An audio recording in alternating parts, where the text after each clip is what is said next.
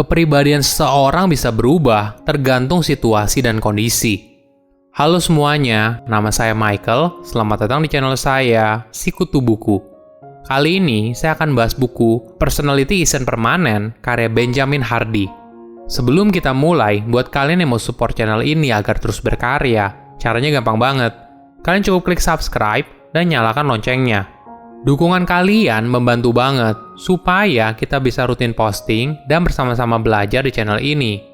Buku ini membahas kalau kepribadian bukanlah sesuatu yang permanen dan kita bisa menulis siapa diri kita sebenarnya. Siapa yang tidak suka dengan tes kepribadian? Ini merupakan tes yang menarik dan seringkali memberikan kita gambaran tentang siapa diri kita yang bahkan tidak kita sadari. Namun sayangnya, banyak orang merasa tes kepribadian itu adalah diri mereka yang sebenarnya dan tidak akan berubah. Hal ini malah menjadi belenggu dari sebuah kepercayaan yang membatasi diri untuk mencapai apa yang kita inginkan dalam hidup. Padahal, kita bisa menciptakan diri kita sendiri seperti apa dan mencapai tujuan yang diinginkan. Seiring bertambahnya usia dan pengalaman hidup, tentu saja kepribadian kita bisa saja berubah, dan ini adalah hal yang wajar. Intinya, jangan membatasi dirimu dari belenggu masa lalu dan cobalah untuk menciptakan masa depan yang kamu inginkan. Saya merangkumnya menjadi 3 hal penting dari buku ini. Pertama, kepribadianmu bisa berubah. Jika kamu pernah mencoba tes kepribadian, pasti kamu tahu kalau di akhir tes, kamu akan dikelompokkan ke dalam tipe tertentu. Bahayanya, kebanyakan orang merasa tipe tersebut merupakan gambaran utuh tentang diri mereka. Contohnya begini. Seringkali orang melabeli diri mereka sebagai introvert dan ekstrovert. Hal ini lalu membatasi diri mereka berdasarkan kepercayaan mereka sebelumnya. Padahal, jika saja mereka terbuka dan tidak membiarkan tipe kepribadian mendikte siapa mereka sebenarnya, tentu saja hidup mereka berisi kemungkinan dan peluang tanpa batas. Perlu dipahami, tipe kepribadian adalah pembentukan sosial atau mental tertentu, bukanlah realita yang sebenarnya. Dengan kata lain, kepribadian adalah pola dan perilaku konsisten kamu selama periode tertentu. Ini merupakan cara kita berinteraksi dengan dunia. Situasi yang berbeda akan menghasilkan sikap yang berbeda. Selain itu, siapa kamu sekarang kemungkinan besar berbeda dengan kamu 15 tahun yang lalu. Sama halnya juga dengan kepribadian. Hidup bukanlah soal menemukan siapa dirimu, tapi merupakan soal penciptaan diri yang kamu inginkan. Ini merupakan sebuah kutipan yang menarik dari seorang pembuat drama bernama George Bernard Shaw. Sejak dulu, kita telah dituntut untuk percaya bahwa kita adalah apa adanya dan tidak dapat berubah. Kita perlu menghabiskan waktu untuk mengungkap siapa jati diri kita sebenarnya. Sayangnya hal ini kurang tepat. Kepribadian kita tidak tertanam dalam DNA atau diberikan saat lahir. Saya bisa berubah, kamu bisa berubah, semua orang bisa berubah. Kepribadian kita dapat diubah.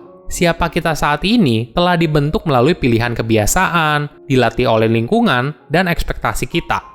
Kita menjadi diri kita sendiri melalui tujuan yang kita tetapkan dan pengalaman yang membentuk kita. Tujuan kita menentukan kepribadian kita, bukan sebaliknya.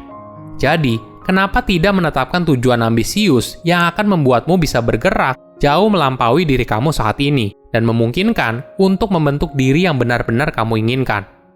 Kedua, memilih siapa diri kita di masa depan. Kamu bisa memilih siapa diri kamu di masa depan. Hal ini disebabkan kepribadian kamu bersifat fleksibel, bukan tetap. Kamu telah berlatih untuk menjadi diri kamu saat ini, dan dengan demikian, kepribadian kamu dapat berubah seiring dengan perubahan dalam perspektif hidup yang kamu jalani. Contohnya begini, kamu merupakan orang yang sabar karena kamu telah mengembangkan kebiasaan untuk bersabar. Sama halnya jika kamu adalah orang yang percaya diri, karena kamu telah mengembangkan kebiasaan untuk percaya diri. Fakta ini tentu saja membuat diri kita menjadi lebih bebas dan tidak terikat oleh tipe tertentu. Bagi sebagian orang, kemampuan untuk memilih hidup seperti apa merupakan sebuah kebebasan. Tapi bagi sebagian lainnya, hal ini justru menakutkan. Mereka lebih suka apabila hidup mengikuti alur saja, karena membuat pilihan berarti ada konsekuensi. Itulah yang membuat orang seringkali tidak ingin mengambil keputusan dan akhirnya membatasi potensi diri mereka sendiri. Ada hal menarik yang bisa kita renungkan bersama. Apa yang membuat orang hebat seperti Mahatma Gandhi atau Mother Teresa memiliki peran besar bagi dunia? Apakah karena kepribadian atau pilihan yang mereka ambil? Tujuan akan selalu mengalahkan kepribadian. Ini merupakan salah satu cara yang membantu kamu untuk merubah hidup. Nantinya, hal ini akan membantu kamu mengarahkan siapa kamu di masa depan. Perlu diingat, tujuan adalah faktor penentu dalam apa yang ingin kamu capai dalam hidup, bukan kepribadian. Idenya sederhana, buatlah sebuah tujuan yang begitu besar dan menginspirasi yang pada akhirnya dapat mengubah hidupmu secara keseluruhan. Dari tujuan itu, lalu kamu kembangkan kepribadian apa yang dibutuhkan. Perlu diingat, ketika kamu menentukan tujuan yang kamu capai, jangan terlalu fokus pada pencapaian yang ingin kamu raih, tapi fokus pada perubahan dirimu setelah melalui proses untuk mencapai tujuan tersebut. Ketiga, terjebak dalam masa lalu. Trauma adalah pengalaman negatif yang membatasi diri. Ben bercerita tentang seseorang yang berusia 80-an dan memiliki passion untuk menulis dan mengilustrasikan buku anak-anak. Namun, orang tersebut tidak pernah melakukannya, karena ada pengalaman buruk yang dialaminya saat berada di kelas menggambar. Sehingga, kejadian itu merampas kepercayaan apapun dari penulis buku anak-anak pemula itu. Jadi, meski memiliki passion di dalam hatinya dan 50 tahun berusaha meningkatkan keterampilan menggambarnya, orang tersebut tidak pernah menulis buku yang dia impikan untuk ditulis. Namun, kita punya pilihan, apakah hal tersebut menjadi penghalang kita untuk mencapai tujuan atau tidak. Banyak orang memiliki pengalaman negatif serupa dalam belajar matematika. Hal ini membuat Jennifer Ruff, seorang profesor pendidikan matematika, menciptakan ungkapan identitas matematika yang rapuh. Orang yang menderita ini menjadi takut pada matematika, menghindari kegagalan dengan tidak mengambil kelas atau soal yang cukup sulit. Dampaknya, hal ini lalu membatasi peluang mereka untuk menjadi lebih baik dalam mata pelajaran tersebut. Ketakutan akan kegagalan membuat seseorang menjadi takut dalam mengambil resiko, tidak fleksibel, dan kemudian menghindari tantangan yang dapat membantu pertumbuhannya secara pribadi. Langkah penting dalam mengatasi trauma adalah mempertimbangkan kembali orang-orang yang ada dalam hidupmu. Kamu harus bisa berbicara secara terbuka tentang perjuangan dan pengalaman masa lalu. Hal ini bisa dilakukan dengan mengelilingi dirimu dalam lingkaran pertemanan yang mendukung.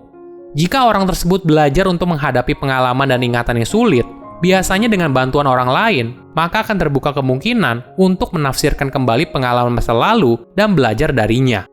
Hal ini mungkin terjadi melalui persahabatan, terapi, atau keduanya.